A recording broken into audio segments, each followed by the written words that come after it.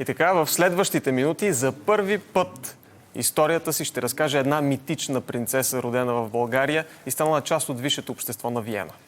Какво представляват модерните принцеси? В замъци ли живеят и какви каузи подкрепят, ще научим сега. Започва насреща Петя Дикова. Гледайте!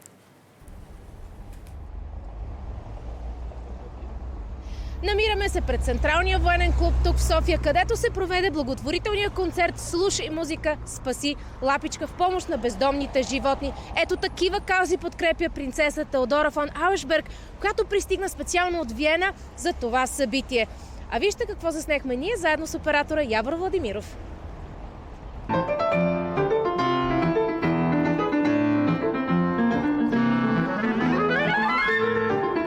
Родената в България Теодора е дъщеря на принц Антон Франц фон Ауершберг, най-малкият син на принц Едуард фон Ауершберг и графиня Софи Клам Галас.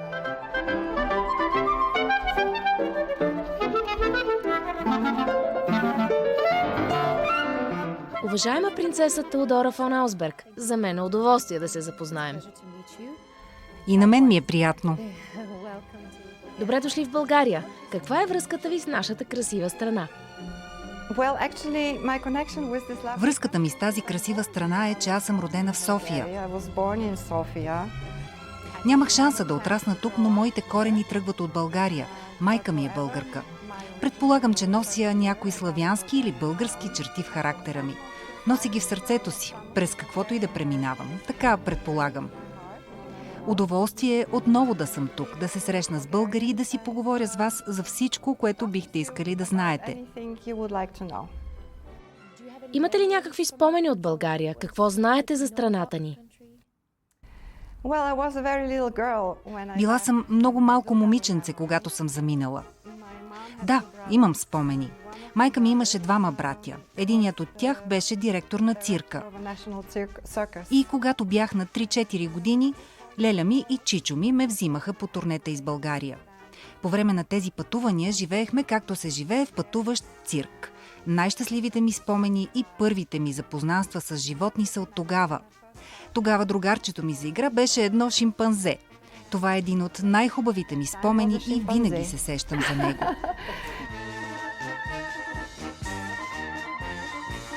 Разкажете ни за вашия баща или какво се случи с вас след като напуснахте страната. Отгледана съм в Австрия в много нормална семейна среда. Мога да кажа, че имам двама бащи. В началото бях отгледана от, така да го нарека, българския баща. Но по-късно научих кой е истинският ми баща. И понякога събитията в живота ни се подреждат като на кино, като в сценарий от филм. Запознах се с другия баща и имах избор дали да нося неговото име. Така и направих. Като всяко друго момиче или всяка друга жена, бях любопитна да науча какво е да бъдеш принцеса.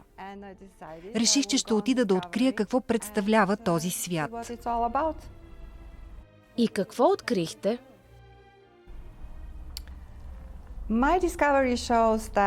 Открих, че, ако искате дефиниция, принцеса може да означава или дъщерята на принца, или съпругата на принца. В моя случай, аз съм дъщеря на принц. Самото име носи много история. То е едно от най-старите аристократични имена в Европа. През годините фамилията е дала много лидери, политици и монарси, но има голямо но. В модерните времена, откакто няма вече монархия, бих казала, че една принцеса вече трябва да представлява нещо различно. Тя трябва да олицетворява достоинство, смирение, качества, на които можеш да се научиш единствено през житейски опит. Тук изключваме арогантността и това дали си по-добър от някой друг. Ако искаш да използваш титлата и привилегиите, мнението ми е, че трябва да ги използваш за нещо добро и градивно. Трябва да откриеш таланта или дарбата си, които да дариш на света. И да служиш за пример. Това е, което аз научих за кралския живот. Трябва да дадеш кураж на жените винаги да са с високо вдигната глава. Да се борят, да са горди, ако паднат да станат. И ако короната се е наклонила, премествате я в правилната посока отново. Изправяте я, слагате червило и продължавате напред. И служите за пример. Тогава как се става принцеса? Или по-скоро, Какво се иска, за да се стане принцеса? Опит. Житейски опит, и то не винаги от хубави преживявания.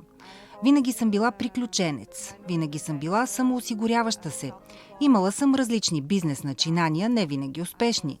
Не винаги всичко е вървяло гладко, просто защото си принцеса. В живота си съм имала много моменти, в които не съм била на върха, а обратното. И съм се чудила на къде да поема, как да изкарвам прехраната си. Не винаги аристократичното име идва в комплект с много пари. В много случаи в наши дни това не е така. Аз не съм в английския кралски двор. Нося много традиции и отговорности, свързани с дейността ми, защото мога да привличам внимание към каузите ми, защото хората са любопитни. Това обаче не означава, че всички ме харесват. Има и завистници. Да, от една страна това име е привилегия, но от друга страна си малцинство сред милиарди хора. Семейство Аусбург са около 200 души по целия свят, така че ние сме много рядка порода. Това ни разграничава, понякога прави хората завистливи и те започват да си измислят истории каква съм или каква не съм. Имат очаквания и фантазии, които не са верни. Аз съм много скромна жена. Кой е най-големият мит, свързан с вас? Кое е най-голямото погрешно схващане, свързано с вас или кралския живот? Живея нормален живот и винаги се боря за това, което искам. Колкото повече години минаваха, ставах все по-скромна, защото ми се случваха много разнообразни събития. Така научих, че има два пътя в живота. Или да станеш кисел, арогантен и нехаен, или да станеш любящ и да откриеш смисъла на живота, а това е любовта и грижата за другите. Смисълът на живота е в това да си мил, да си приятел. Това искам да олицетворявам и аз. Не мога да не попитам, вие в замък ли живеете и можете ли да сте принцеса, ако не живеете в замък? Ами да, аз съм принцеса, която живее в апартамент. В момента живея във Виена. Със съпруга ми имахме хубава къща в Щатите, която не беше замък, но винаги сме имали хубави къщи, с всички удобства, типични за американския начин на живот. Но преди няколко години се наложи да се прибера във Виена по лични причини. И сега живея в блок, също като много други принцеси. Не всяка принцеса живее в замък. Както знаете, в Австрия голяма част от аристокрацията сме лишени от имотите си, от замъците си. Да, някои притежават, но семейство Аусбург не. Всички замъци на семейството са публична собственост. Нося историята и привилегиите със себе си и се опитвам да ги използвам за добро. Променяте животи с работата си, но коя е каузата, която промени вашия живот?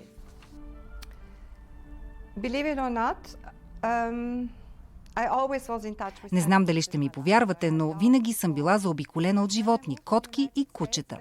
Когато се преместих в Щатите, случайно попаднах в приют за животни в отделението за котки.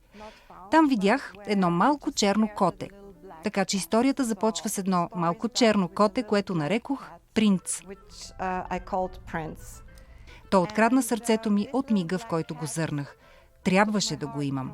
Няколко пъти осиновителите му го бяха връщали в приюта, защото е правил много бели. И за мен беше предизвикателство, но не съвсем. Тази малка черна топка пух покори сърцето ми и след него последваха още няколко. Сега имам 7 котки, всички осиновени от приюти.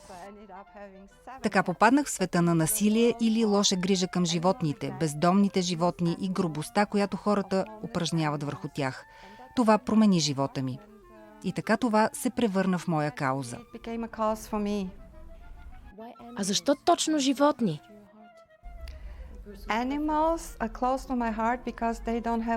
Те са толкова близо до сърцето ми, защото нямат глас. Трябва им някой, който да ги защити. Те са най-уязвимите, защото не могат сами да потърсят помощ. Новосъздадената ми организация е посветена и на децата. Това е следващата кауза.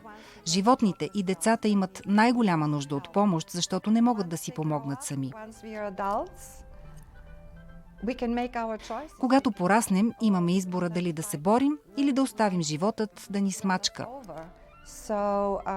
Да, има много бездомни и други сериозни проблеми по света, но смятам, че ако посветим повече време и любов на най-нуждаещите се деца и животни, те ще ни спасят и ще излекуват сърцата ни.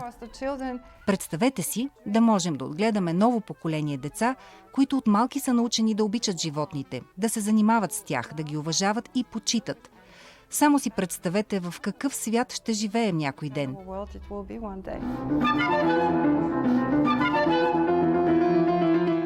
Какви бяха очакванията ви от концерта?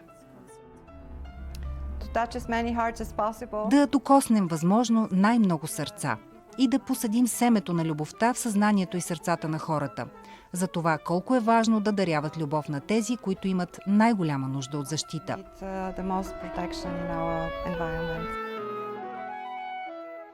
Кое е любимото ви изречение на български? Мили хора, просто гледате повече любов да давате на животните, на децата, които не могат да си помогнат. Фокусирате се повече във вашия живот на любовта към един друг. Това е най-важното и най-голямата сила в живота. Не мога да не ви попитам какъв беше вкуса на вашето детство. Баница. Баница с кисело млеко и луканка много обичах като малко дете. Кашкавал и сирене и доматче. А коя е любимата ви българска дума? Любов. Благодаря. My Беше ми pleasure. приятно.